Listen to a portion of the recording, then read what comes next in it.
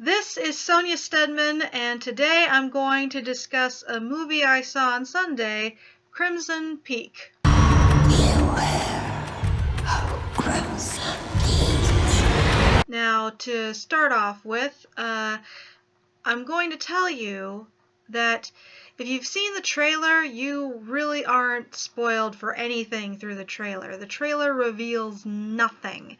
I mean, based on the trailer, I thought it was going to turn out to be that the house was keeping those two immortal, but it had to be fed, and the main character was to be the latest meal, which I think is frankly a better idea than what we got, but whatever. Are you saying I'm wrong? From this point on, it's going to be super spoiler heavy. Like, I am not kidding. If you have any interest into seeing this movie at all and you're very anti-spoiler, nada. So, Edith, the main character, her dad is played by Bobby from Supernatural.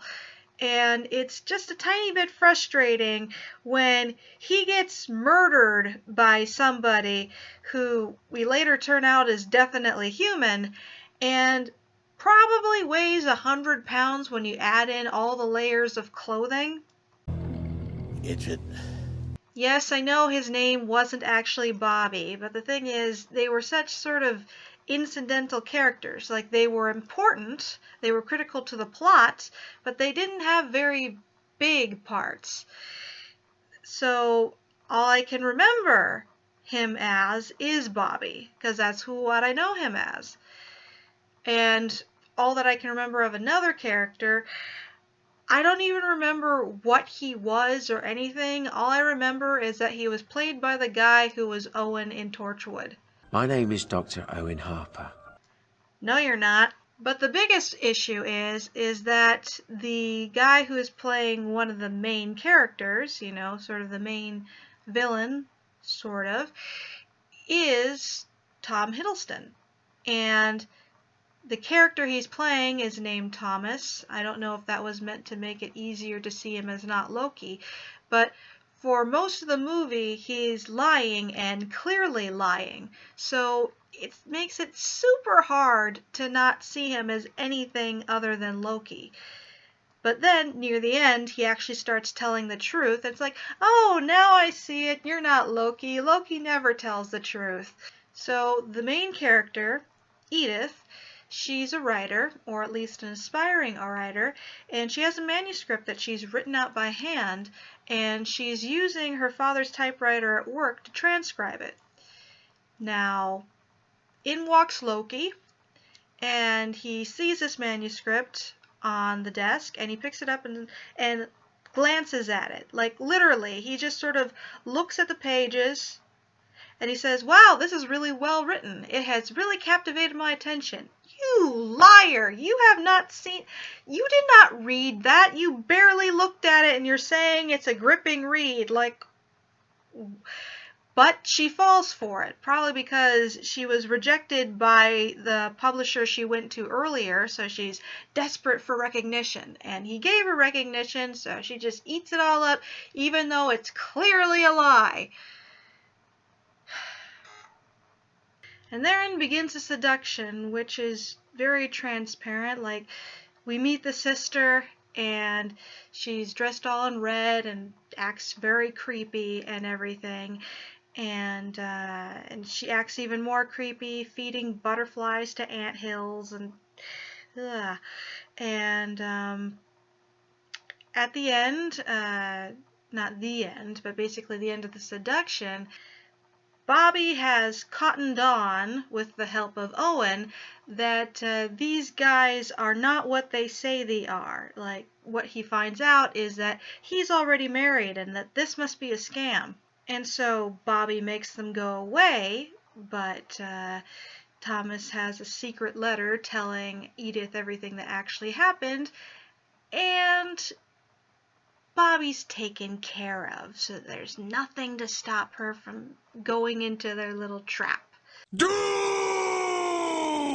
Oh, and I forgot to mention, there's this friend of hers, a young gentleman, and he's a doctor and everything, and he seems to be sort of a wannabe Sherlock, which is important. So they get married, and he sweeps her home, and he carries her home, and they find a dog.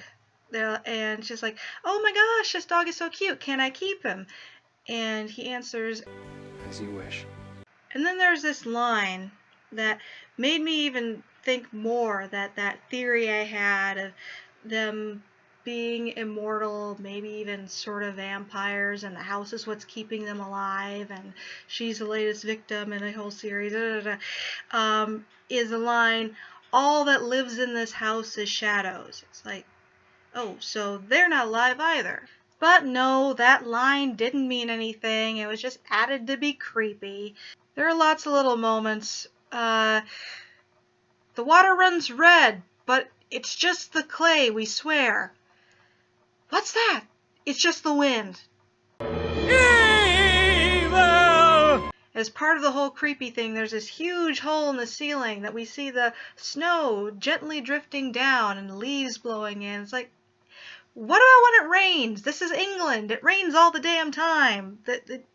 You wouldn't just leave a hole like that, because that floor should be flooded, because it rains. And a few of the special effects looked very special, like the moths looked super fake, and sometimes the way the clay moved didn't look very convincing. Oh, and on the dog, I was certain the second we saw the dog, because it's that type of movie, ah man, the dog's gonna die. It's such a cute dog, and it's gonna die. And I was right, just as a heads up, if you don't mind being spoiled so you're watching this anyway, if you can't watch a movie where the dog dies, don't watch it. The dog dies. There's a lot of moments in this movie where you're seeing the protagonist, the blonde white girl, just running straight into danger, even though that's how you freaking die in these things.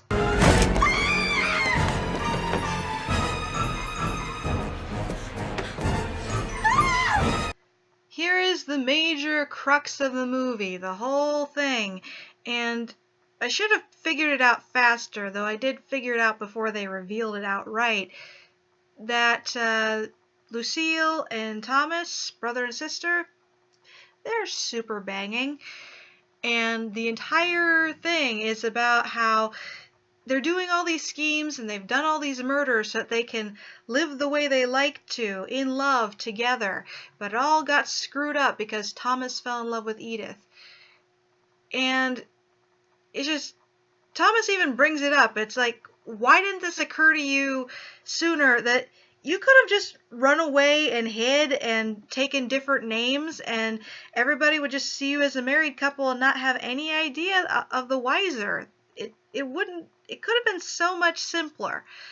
But often the reason that there is a story or a movie or a TV show episode or anything at all is because the characters are stupid. And I am sick of it. But that's how it works! Leave me alone! Also at the end, there's the doctor shows up because he figured everything out, and he shows up to save Edith, and there's a lot of stabbing going around, and Alan, the doctor, should have been super dead before Edith even found him after Thomas told her that he didn't kill him. It doesn't make any sense. But, I get it, actually. They wanted it to have at least a semi-happy ending. But he got stabbed twice and was bleeding profusely. I couldn't buy it. But in the end, it really is that me being genre savvy has made me jaded. But I'm not even sure if that's entirely it. Like I said, I had an idea in my head as to what was going on based on the trailer, and it didn't turn out to be that. And I'm wondering if the only reason I don't like what I saw is because it's not what I thought it would be.